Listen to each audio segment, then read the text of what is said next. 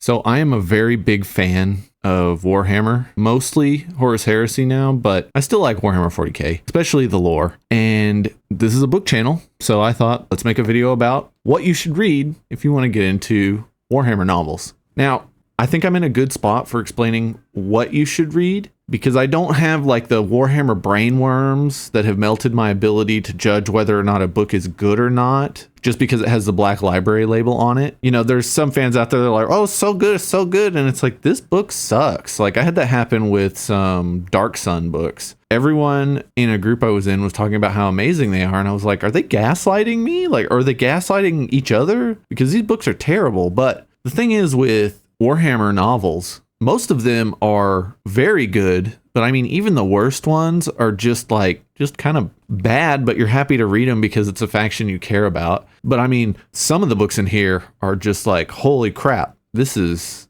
legit a 5-star read. I want to use this video as a guide for anyone who wants to get into Warhammer novels, especially if you're just completely new to Warhammer. I mean, you're jumping into the deep end by reading any of the novels, but I'm going to start off with a series that's a good introduction for anyone, even people who know nothing about Warhammer. They're very compelling, they're very interesting, and it's a trilogy with some novels later on, but it's a complete trilogy, so you could just start there. But anyways, yeah, when I say Warhammer novels, I'm mainly talking about 40k and the Horus Heresy. I've read one Warhammer fantasy novel, which is in the Blackheart series, and it's very good. I liked it, but beyond that, I don't really have much to say. The best general advice I can give is if you like a certain faction or character in any of the Games Workshop IPs, such as Age of Sigmar, 40k, Horus Heresy, just try out one of the novels. Chances are it'll at least be okay, like I said before. I have a handful of Age of Sigmar stuff I do want to read. I just haven't made the time to do it yet, but if I do, I'll talk about it in a different video. There are definitely some stinkers in the Black Library, which is Games Workshop's book publishing arm, but generally, as I said, they're good. Now, let's start with how you should read them and why.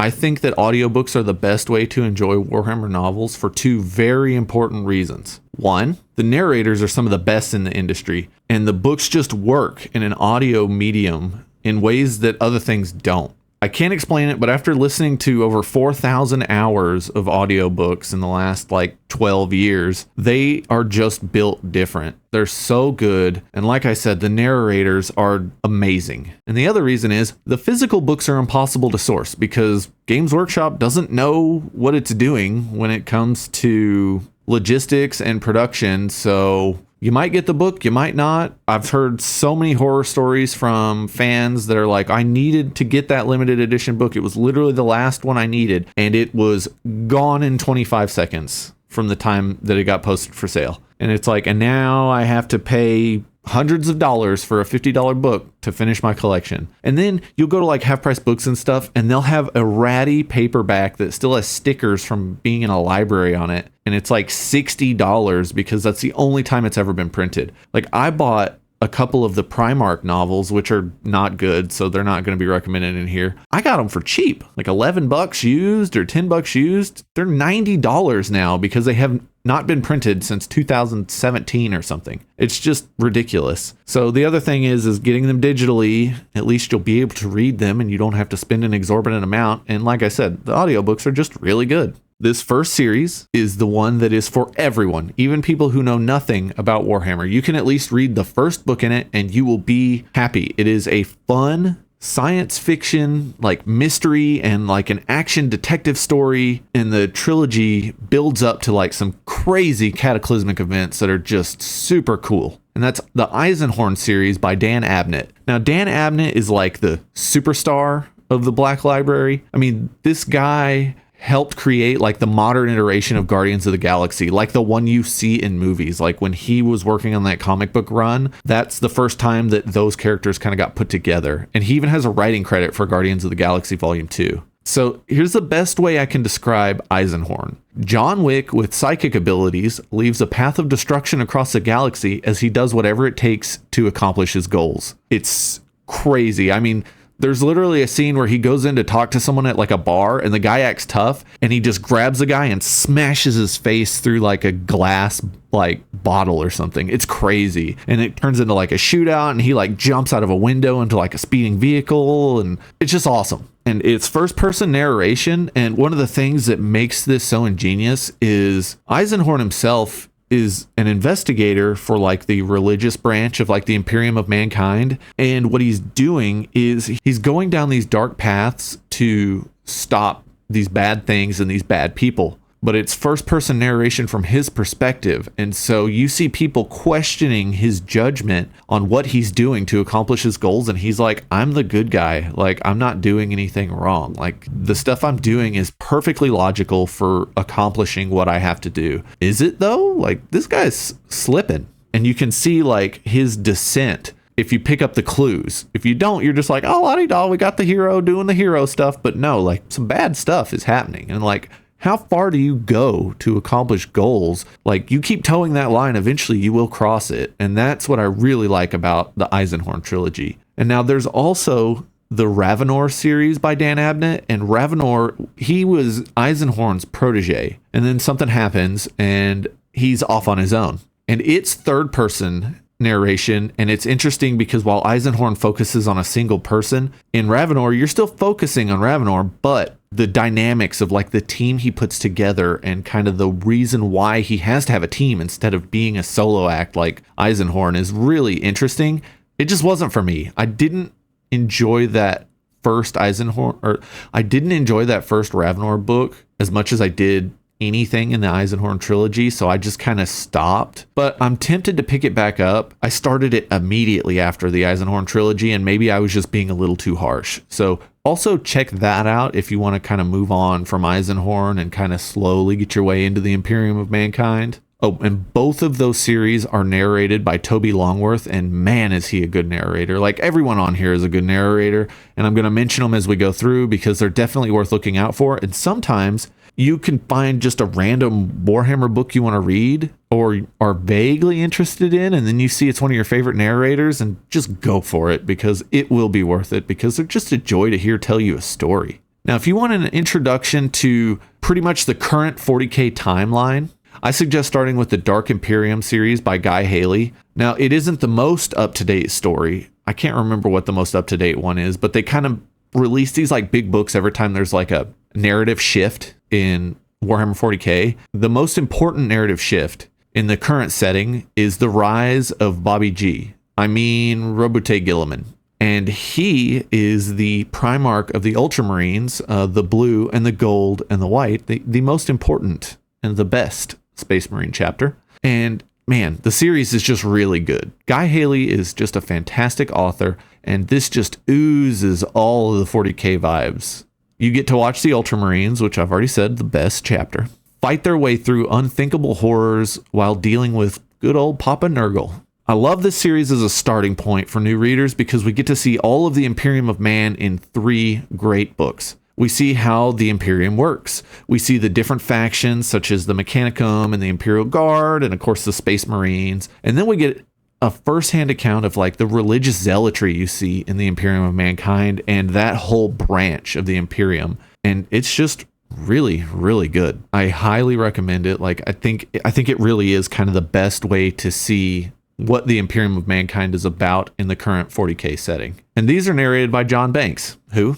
yet again, is amazing. Now, no Warhammer reading guide would be complete without me talking about the Horus heresy. Now, this 64-book series, yes, I said 64-book series, has it all. I mean, it's inspired by Milton's Paradise Lost. We see the fall of the Emperor's favored son to chaos and the civil war that follows. No sane person should attempt reading all of these, so I'm going to give you advice on where to start and how you should make your way through the series if you really buy into it. You need to read the first 4 books before skipping around. But I also recommend book 5 as a must-read.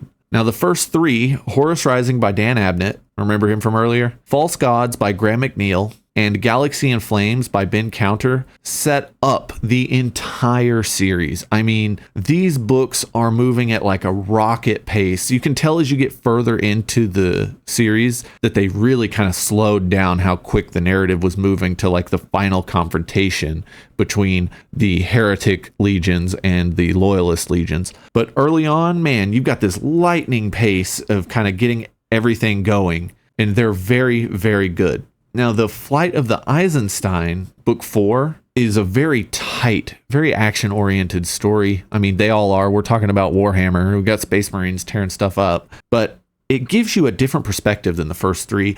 You follow one character, and you kind of see the beginnings of some of the really weird stuff that happens later on. And also, it helps set up a lot of the subplots that you'll find throughout the entire 64-book series. And it is just one banger of a book. So that's another reason you should definitely check it out. Now, the 5th book, Fulgrim, isn't mandatory, but it's a good example of what you can expect from a lot of the faction or legion specific novels. And it covers one of the most important early events in the heresy. So you might as well give it a try. After that, you can skip around and read whatever Space Marine Legion piques your interest. Now, I went with the best Legion, Ultramarines, and then followed that up with the most tragic Legion that is also the best Legion, just on the Chaos side. And that's the World Eaters. Now, they're both blue and white and gold, so, you know, I'm a little biased. But this pair of books sets up like a major branch of the heresy story, and they work together. Like, one carries immediately into the other just from a different viewpoint, and at the end they're both tied together with like a very, very interesting ending. Now, No Fear is the first one by Dan Abnett, and it covers the attack on the Ultramarines by the Word Bearers. Like, this is how the Civil War kicks off for them. It is such an amazing story about the Ultramarines picking themselves up and getting shit done. Bobby G shows off how much of a badass he is in this book, and the fights are just action-packed, and the cast of characters is fantastic. This is paced a lot like the early books in the heresy, even though this one's like book 18 or something. It's very fast-paced. It covers a lot of ground during the whole big battle. Like, this battle covers an entire planet and everything around the planet, and you see all this really interesting tech that is used. You see these tactics used by Space Marines, and you meet some of the coolest characters in the Horus Heresy. So that one is just like very, very good. But you know what's even better?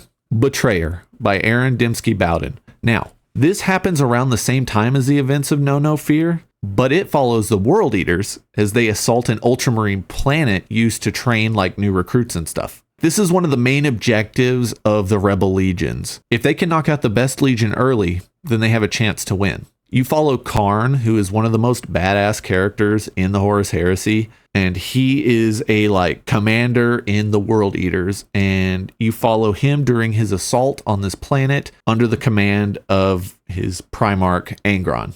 The story of the World Eaters is heartbreaking.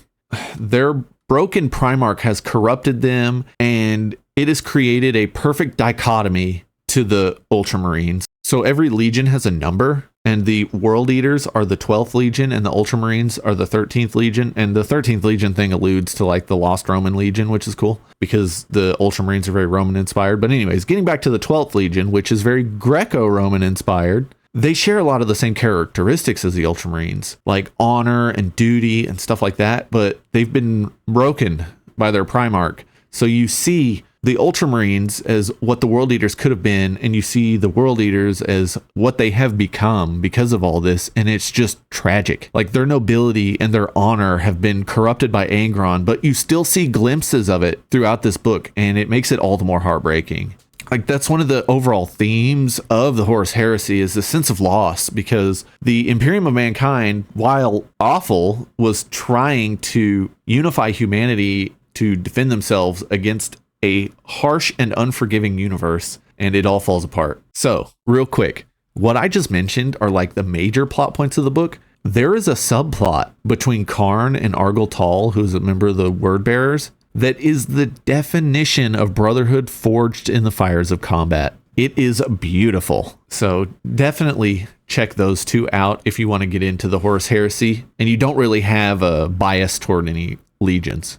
Now, there are reading guides all over the internet if you want to figure out what to read in the series. Like, I highly recommend all the books I've mentioned. Are they biased toward the Ultramarines? Yes, but they're the poster boys and they have some great stories. What do you want me to do about it? Now, I do have one bonus short story, but this one is only for people who have kind of started to really feel something for the Space Marines. That story is The Iron Within by Rob Sanders. It has one of the most touching moments I have ever read in a book. And like, I openly wept when I was reading it. It's so good. It's so cool. I mean, it is about a commander who was basically dumped by his legion for being wounded, and then he shows them what it means to be an Iron Warrior.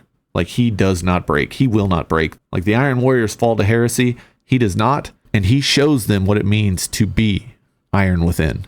It's so good. Going back to guides, like, honestly, if you want to read the Horus Heresy, read the first 5 books, and then just Google Horus Heresy and then whatever legion you care about, book reading order, and like, it'll show up. And I know that like the Salamander stories like aren't the best, and then the Blood Angels, which are the other ones I want to read the most, are just kind of mid. But I mean, look at this cover. You can tell me you don't want to read a book that involves that cover, and that's my problem, is some of these covers are just blow you away and then the book is just fine. You know, stick with the stuff I've recommended, because you can see in this video, they've got some amazing covers too, and the stories back up those covers. Let me know in the comments your thoughts on Warhammer novels and whether or not you would give them a try, or if you have, let me know. Give me some recommendations. I'd love to hear them. And with that, thanks for watching, and I'll see you next time.